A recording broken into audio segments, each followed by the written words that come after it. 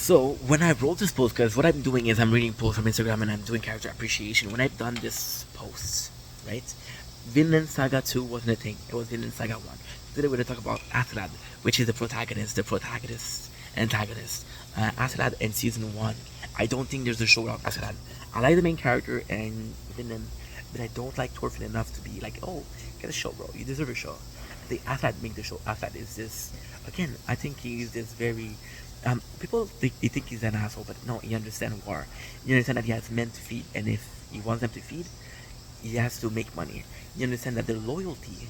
But the only fight that Askeladd isn't the strongest fighter. He's a really good fighter, but he's nowhere near the father of Thorfinn. And you understand that. I think that you understand that if you want to survive, you need this team. I think that he understands that to have a team, you need money. And I think he understands that to have money, he has to do things they might not agree with, but he needs to do. For example, killing the father of Thorfinn.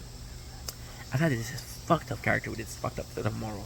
You think he's a complete asshole, and that he doesn't care about Thorfinn, but then you realize at the very end, you realize that he really did care, and that he took care of Thorfinn in his own special way. He made him strong. Then we understand that Askeladd didn't have a good relationship with his father, and he never was to be a father. You think he killed Thor and was expected to take care of Thorfinn? No, he just was asked to do it. And when he was asked to do it, he did it because that was the right thing to do. So even a character like Askeladd, who is constantly doing wrong thing, he started by doing something noble, which is taking care of a kid that's not his own because he's an orphan. Askeladd was an orphan too.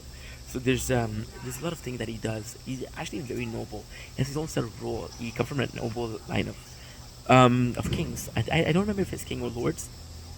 We even see his past, and Askeladd is such a character because the whole show he makes self sacrifices to make sure that he's happy.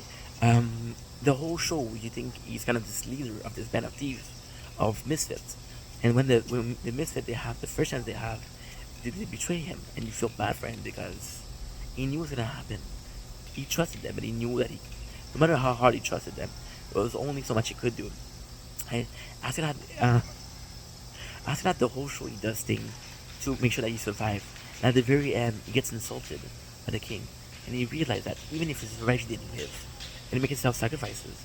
Askeladd is the character without Askeladd, there's no Thorfinn. Without Thorfinn, there's no Vinland. Askeladd is this not this main character. Of course, he's interesting, but you don't get really to see the way he thinks. You think he's a brilliant strategist, but you only see him in combat. You don't see him how he view life. Right? The only moment you saw, there's a couple of scenes that you saw, but Askeladd, the little time he has to shine, he does shine. And to be honest, I know I said so before. Sure, the father of Thorfinn, great. The the Viking who gets his finger cut off, great. Thorfinn, amazing. Askeladd carry the show on his shoulder.